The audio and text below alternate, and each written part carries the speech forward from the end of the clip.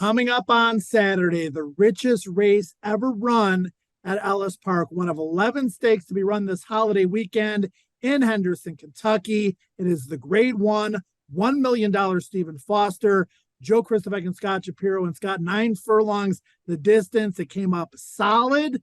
Obviously, the way the racetrack is playing or has been playing at Ellis is a big consideration in how we go about handicapping this race. Yes, good to join you, Joe. Looking forward to a stakes-laden weekend at Ellis Park. And you mentioned the racetrack. That's probably discussion first and foremost when handicapping any race over the next few days in Henderson. Has been quite speed favoring for much of the meet. Some of the days as speed favoring as you really will ever see. Remains to be seen how the track will play. We're recording this on Thursday, so we'll have to gain some knowledge by watching how the racetrack plays over the first couple of days of the racing week. But assuming it's going to be difficult to come from well off the pace, I think that benefits a couple of the likeliest winners in here in Smile Happy and West Will Power. Smile Happy showing new speed last time out, has been close to the pace, but not that close. And then West Will Power amongst those that should be prominent with Speed Bias and Stiletto Boy.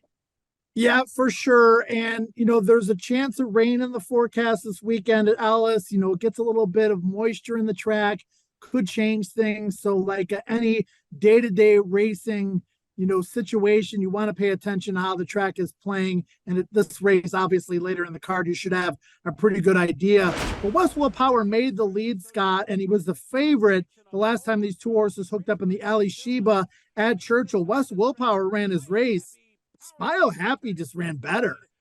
He sure did. If you're looking at that Ali Sheba on May 5th, it's very difficult to not like Smile Happy in this spot. But maybe there's a couple of reasons to think that maybe things won't go exactly as they did on the first Friday in May on Oaks Day that afternoon. One, Smile Happy got out really well out of the gate. This isn't a real slow horse out of the gate, but he was right up on West Will Power throughout. Now, there's other speeds to Smile Happy's inside. There's West Will Power to his outside. If he doesn't break as well, is he going to be as tough, especially over a potentially speed favoring racetrack? Also, the 1 1/8 distance, and also the fact that West Will Power was coming off what I thought was an absolutely awesome effort at Fairgrounds in New Orleans Classic. So if you take the Ali Sheba at face value, Smile Happy the likeliest winner. But maybe, Joe, there's some reasons to think it could go a different way.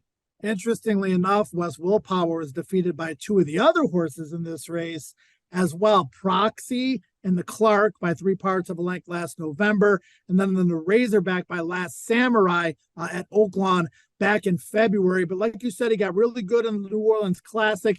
There is some other speed in here, as you mentioned, Scott, with the likes of Speed Bias, aptly named after this racetrack. Stiletto Boy, who's proven that he doesn't have to take a Southern California racetrack with him. So it looks like West Will Power might be the speed of the speed, but it's going to have a hard time backing the pace down here. Yeah, I don't think he's going to back it down. And I might even surmise that Flavien Prat will sit just off the pace like he did two back in that New Orleans Classic where he ran a 111 Brisnet speed rating with Speed Bias and Stiletto Boy to his outside. He doesn't have to let him get away by any stretch of the imagination, but maybe this horse is a little better with a target. And I definitely think he's better at a 1 1/8. That's why I made him my top pick, Joe. Where did you land? Yeah, Stiletto Boy and Speed Bias to his inside, which should allow West Will Power to track like you mentioned. And I think, Smile Happy was on, West Will Power's flank last out. I think he can sit, third or fourth in this race and run just as well as he did last time. Obviously, that was a 1 16th. The way he ran, I don't think a 1 1/8 is going to be an issue for him. I'm just going right back to Smile Happy. Although Kenny McPeak's other runner is going to be ridden by Brian Hernandez Jr., who did ride Smile Happy last time. That's Rattle and Roll, and he's super legitimate. If the pace is honest, 9 furlongs, and the track plays a little bit more fairly, you got to take him seriously as well. No doubt about it. And he's done a little bit better as a 4-year-old of staying somewhat closer to the early pace. A lot of his best efforts earlier on in the career came from way out of it. But Brian Hernandez Jr., who'll be back aboard, like you mentioned, has done a real good job of making middle moves, particularly up the inside in 2 of his last 3 races to get him into the race before they turn for home. Smile Happy, Rattle and Roll make up a very strong uncoupled entry for Lucky 7 Stable and Kenny McPeak. Both have big chances, Joe. Roxy got his grade 1 in the Clark last November. Didn't look like he was going to win the Oaklawn handicap last out. Seemed to be idling. Somehow got it done. I think the racetrack plays against him.